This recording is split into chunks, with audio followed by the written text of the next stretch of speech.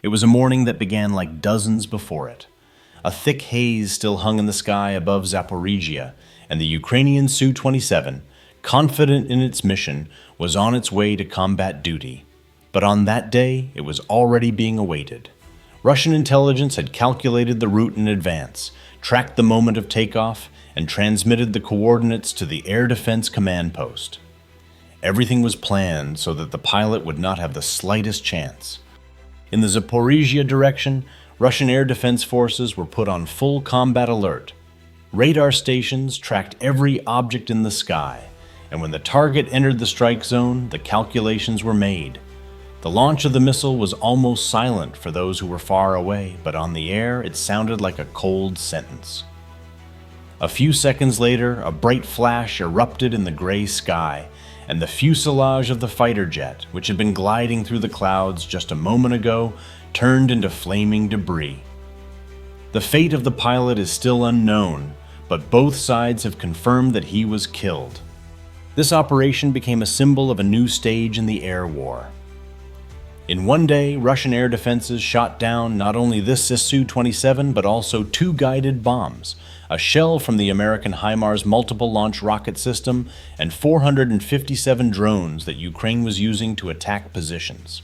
To understand the scale of this, that is hundreds of attempted strikes thwarted in a single day. On the same day, news came from Donbas. Russian troops entered the village of Yablanovka, securing their position there and repelling the enemy. In this direction, Ukrainian troops suffered losses of about 400 people in 24 hours. More than 400 Ukrainian soldiers were killed in one sector alone, with the rest of the losses occurring in neighboring areas where intense fighting was taking place.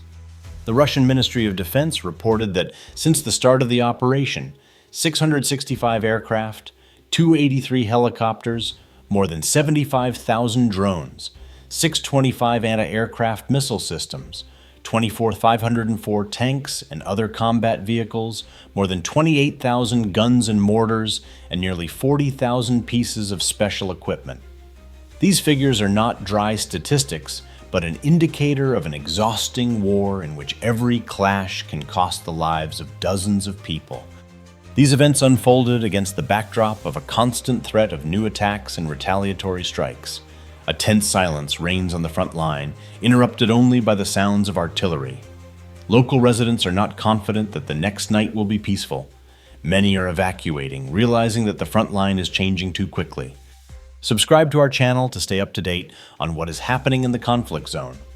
Here, events change every hour, and what seemed like a success yesterday may turn into a new threat tomorrow. After the smoke over Zaporisia began to dissipate and the wreckage of Su-27 fell into the fields, both sides responded quickly to what had happened. Russian sources called it an operation carried out with surgical precision. According to them, the target was destroyed at such a distance that the pilot had no chance of escaping the strike. Ukrainian channels limited themselves to a brief confirmation of the loss of the aircraft, avoiding details about the crash site and the pilot's condition. But this was only part of the overall picture. On the same day, the Russian army was conducting active offensive operations on another section of the front. The capture of Yablanovka was a tactical success that allowed them to advance and improve their positions for further attacks. Ukrainian troops tried to consolidate their positions on the new front lines, but under heavy artillery fire and with air support, they retreated, leaving behind equipment and ammunition. The military headquarters of both sides held round-the-clock meetings. For Ukraine, this day was one of the hardest in recent weeks. Losses of 400 people in a single day is a figure that alarms even the most optimistic analysts in Kyiv. In this war, people have become a resource, and its depletion is becoming increasingly apparent. The historical context of this operation dates back to the first months of the conflict, when the Ukrainian Air Force tried to maintain control of the skies. But systematic strikes on airfields, the destruction of fuel depots, and the disruption of logistics gradually reduced the capabilities of the Air Force to a minimum. Every surviving fighter jet became worth its weight in gold, and the loss of Su-27s in Zaporisia is a blow not only to combat capabilities but also to the morale of the pilots. Politically, this episode is further proof that Russia retains the initiative on the front lines. The Ministry of Defense's statements are backed up by video clips, maps, and statistics, which create a strong informational effect. Ukraine, on the other hand, is forced to explain to its allies why, despite arms deliveries and intelligence support, losses are not decreasing but increasing. Unofficially, Ukrainian military analysts acknowledge that the effectiveness of Russian air defense systems has increased in recent weeks. This is due to the upgrading of equipment, the strengthening of radar control, and the integration of different systems into a single network. This approach makes target interception faster and more accurate. Under these conditions, every sortie by a Ukrainian fighter jet becomes a game of survival, where the slightest mistake can cost lives. Meanwhile, Western media outlets are reporting that strikes against Ukrainian aircraft and drones may be part of a larger strategy. Its goal is to completely paralyze Ukraine's ability to launch long-range strikes and prepare the ground for a major offensive. Such publications are being discussed unofficially among military experts, but neither side has yet confirmed or denied these assumptions. The situation on the front lines increasingly resembles a chess game, where each piece has a value and each move is calculated several steps ahead. But unlike chess, the stakes here are people's lives and the fate of cities. Military and analytical circles have already begun to calculate where the current dynamics of events will lead. The loss of Su-27s and hundreds of drones in a single day is not an isolated incident, but a sign of the Russian side's growing technological advantage in the air. If this trend continues, the Ukrainian armed forces will be forced to either radically change their tactics or minimize the use of aviation near the front line. Skeptics in the West note that new arms deliveries to Kyiv are unlikely to turn the tide if Russia's air defense continues to increase in effectiveness. Already today, strikes against Ukrainian equipment are being carried out not only in the zone of direct combat operations, but also in the rear, which makes every attempt at regrouping dangerous.